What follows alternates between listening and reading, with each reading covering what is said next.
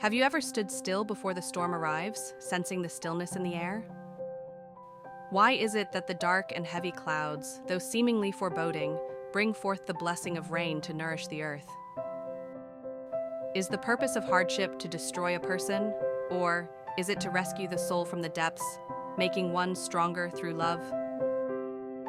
Behind all of nature stands a loving designer who has carefully composed, through creation itself, a wordless Bible filled with wisdom, one that speaks every moment to humanity of his boundless love and divine understanding. Now, let us turn to the book of Job, to seek the God who reveals himself from within the whirlwind. Under his guidance, we will search for the love and wisdom hidden behind the storm. In Job chapter 38, God appears to Job out of a whirlwind. But why did God choose to reveal himself through a whirlwind? What kind of divine purpose can such a powerful force of nature reveal? Let us now seek God's love and wisdom by exploring the scriptures, the historical context, and the symbolic meanings found throughout the Bible. To begin with, based on biblical and historical context, the land of Uz, where Job lived, is believed to have been located near Edom, which corresponds to parts of modern-day Jordan and northwestern Saudi Arabia, close to Israel. In this region, common natural phenomena include dust devils, sandstorms, and supercell thunderstorms. According to the description found in the book of Job, the whirlwind that came with thunder and hail was most likely a supercell thunderstorm. The development of supercell thunderstorm typically involves four main stages: the atmospheric instability stage, the lifting mechanism stage, the wind shear stage, which leads to storm maturity, and the dissipation stage that follows once the storm has fully developed. If we take the number 4 from the 4 stages of storm formation and reflect on its symbolic meaning in the Bible, the number 4 often represents completeness, testing, stability, and divine protection. Just as God says in Job chapter 38, verse 6, "Who laid its cornerstone?" This refers to the foundation that God established for the earth. In the ancient Hebrew worldview, the phrase, "the four corners of the earth," symbolized the fullness of God's justice, reaching in all directions, north, south, east, and west. In ancient Near Eastern architecture, 4 cornerstones were often used as the foundation of a building. These provided balance and structural stability. Spiritually speaking, these 4 cornerstones can also represent a complete and secure foundation within a person's inner being. But then we must ask, why does the number 4 also represent testing? Why must we go through suffering in order to be made strong? And why then did Jesus choose to redeem humanity at the cost of his own life, rather than simply removing all human suffering? Freud's pleasure principle offers insight into this question. This theory explains that human beings are naturally driven to seek pleasure and avoid pain. When an action brings someone satisfaction or joy, the brain remembers it and reinforces that experience, leading the person to repeat the same behavior. They will continue to repeat it until that behavior eventually leads to pain or discomfort. Only then do people stop, reflect, and begin the process of cognitive transformation. For example, parents may tell their children not to touch a stove because it will burn them, but children often keep trying to touch it until they experience the painful consequence for themselves. After that, they would understand why they should listen to their parents. This is because the human brain is more inclined to remember the joy of success and the feeling of reward, rather than reflecting on the morality of the behavior or its consequences. However, in Hebrew symbolism, the number 4 represents a door. A closed door symbolizes covering and protection, while an open door represents a gateway to spiritual renewal. Also, the number 1 represents God, and 3 represents walking. So, 1 plus 3 equaling 4 can also be seen as a picture of God, through his invisible hand, walking with Job, protecting him all along the way and leading him into a new spiritual doorway. Now, let us explore how the 4 stages of a supercell thunderstorm mirror Job's journey of spiritual renewal. First, during the stage of atmospheric instability, the atmosphere is in a state of extreme imbalance, though the surface may appear calm and clear. This instability is primarily caused by the strengthening of the Red Sea trough during spring or autumn. Warm southern winds carry moisture into regions like Israel, causing it to accumulate in the lower levels of the atmosphere. This buildup creates an upward driving force. However, under the influence of the subtropical high-pressure system, a strong downward airflow, known as an inversion layer or a cap, develops. This suppresses the ascent of the warm, moist air and prevents convection from forming. The moisture is thus trapped at lower altitudes, resulting in hot and stifling conditions on the ground. If you've watched the previous video, perhaps you've noticed that this natural phenomenon closely mirrors Job's spiritual condition. Job's life appeared stable on the surface, like the calm before a storm, but he was bound by a simplistic view of cause and effect, much like a cap that blocks the upward flow of spiritual awareness. So, he was unable to rise to a higher understanding of God. As a result, he lived under the pressure of fearing divine punishment. From a spiritual perspective, the South often symbolizes a place of testing, a region one must pass through before entering the promised land given by God. For example, God called Abraham to leave Haran in the north and journey southward, where he faced famine, political stress, and other tests along the way. But the southern wind doesn't bring only trials. It also carries with it an unseen hand that delivers moisture to Israel: water. In the Bible, water often represents spiritual provision and blessing. At the same time, it can reveal the presence of that invisible protective hand. As God says to Israel in Isaiah chapter 43, verse 2, "When you pass through the waters, I will be with you, and when you pass through the rivers, they will not sweep over you." This shows us that even when we cannot see the hand protecting us, just as Job could not see how God had placed limits on Satan's testing, the waters of affliction can never overflow God's sovereign boundaries. Now, let's move on to the second stage in the formation of a supercell thunderstorm, the lifting stage. This stage is driven by the upward force generated from the accumulation of warm, moist air near the surface. If we liken this accumulation process to the pressure that Job experienced following the 2 rounds of Satan's testing, then the upward force represents the inner spiritual drive that was being forged in Job through suffering and pain, a force striving to break through. However, judging by Job's reaction after the second trial, where he chose to curse himself rather than question God's justice, this inner drive was still not strong enough to create sufficient lifting power to break through the spiritual cap and escape the limitations of simplistic retributive thinking. From a psychological perspective, the psychologist Sigmund Freud described the mechanism of inward aggression as what happens when a person cannot express anger or dissatisfaction outward, especially when the target is an all-powerful being they fear, causing those emotions to turn inward.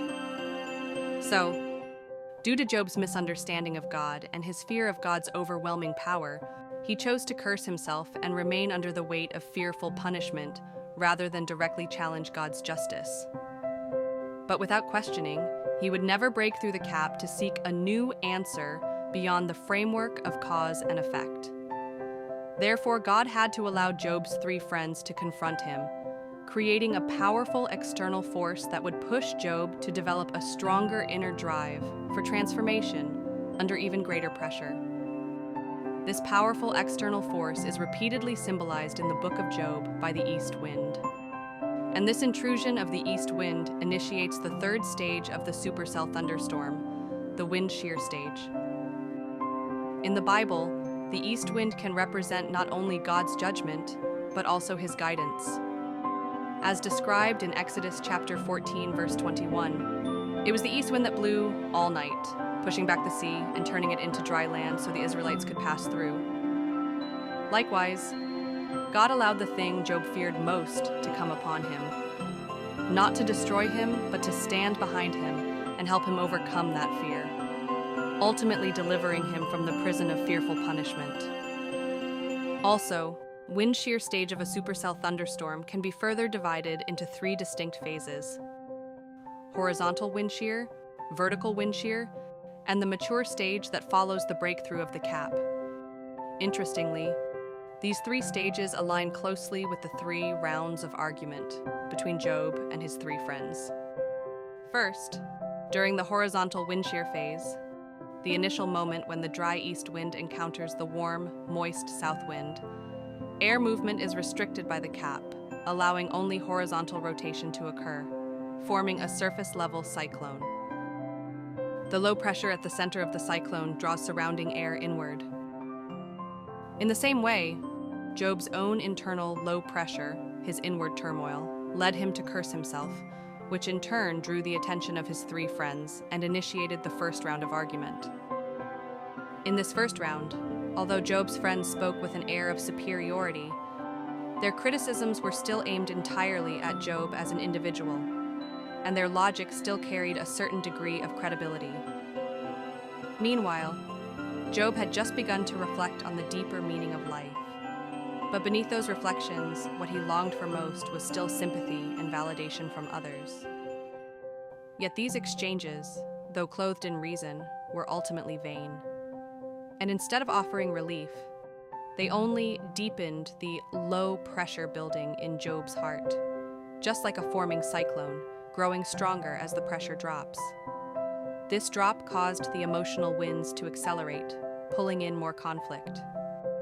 As with a storm drawing in more air, this emotional shift pulled the friends into a second, even more intense, round of debate, pushing the entire exchange into the second phase of wind shear, vertical wind shear.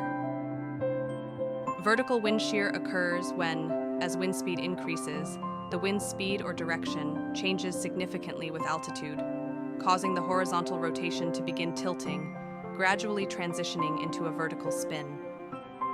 During this stage, the 3 friends had already begun to suspect that Job might not actually be guilty. However, unable to lay down their pride and admit their earlier assumptions were wrong, they tried to preserve their arguments by redirecting the blame to other possibilities, such as sins committed by Job's children. This further provoked Job and deepened the low pressure within his soul. His responses, like intensifying winds, rose upward with great force, finally breaking through the cap. In Job's replies, we begin to see his mental and spiritual breakthrough. He realizes that God's justice cannot be fully explained by simple cause and effect logic, because he sees that the wicked often prosper without punishment, and the righteous often suffer without reward. However, this sharp realization, like a swirling cloud of storm, only draws an even more violent counterattack from the friends in their 3rd round of debate. At this point, unable to match Job in wisdom or speech, the friends' arguments degenerate into baseless personal attacks, accusing him of increasingly absurd crimes in order to condemn him. At the same time, the core of Job's heart, like the center of the storm, reaches its lowest temperature. Moisture in the atmosphere rapidly condenses, forming a funnel-shaped cloud, signaling that the supercell has now entered its mature stage. At the base of the system, a massive dark vortex emerges, accompanied by lightning, rain, and hail. And yet, as violent as the outer layers of the storm become, the center of the cyclone stabilizes. Likewise, after releasing the final wave of intense emotions, Job enters a period of inner calm, a spiritual stillness in which true transformation and renewal can begin. Now, let's return to the earlier question. Why did God remain silent throughout the entire formation of this supercell storm? Modern neuroscientist James Gross has pointed out that after a person experiences an emotional climax, such as anger or breakdown, and releases those intense emotions, the region of the brain responsible for rationality and cognition, the prefrontal cortex, undergoes a sort of reset. This leads to a brief, open window period in the brain. During this stage, the individual becomes especially receptive to emotional reconstruction and cognitive renewal. During this period of introspection, if the person is able to adopt a new framework of understanding and assign meaning to the experience, they enter the fourth stage of the supercell storm, the dissipation phase. And in order to bring about this phase, we witness another layer of divine protection in the midst of suffering, the hidden light of the Holy Spirit in the darkness. Job's fourth friend, Elihu, the young man who spoke on behalf of the Spirit, was the one who brought affirmation and healing, reconnecting Job to God. In 1946, psychodynamic theorists Franz Alexander and Thomas French introduced the concept of corrective emotional experience. They explained that when a person who was once hurt by rejection, moral condemnation, or being unheard later encounters the opposite response, acceptance, empathy, and affirmation in a similar context, their brain uses the new positive experience to override the previous traumatic one, allowing the mind to relax and become open to change. Elihu's approach to Job beautifully mirrors this psychological transformation. He did not speak from a place of superiority. Instead, he listened attentively, acknowledged Job's words, and respected his right to respond. Unlike the three earlier friends, Elihu did not fully condemn Job. On the contrary, he gave him two affirmations. First, he acknowledged that Job was wiser than the three friends, as none of them could refute him. Second, he agreed with Job's observation that God's justice is not merely a system of mechanical cause and effect, but rather a complex framework full of mercy and compassion.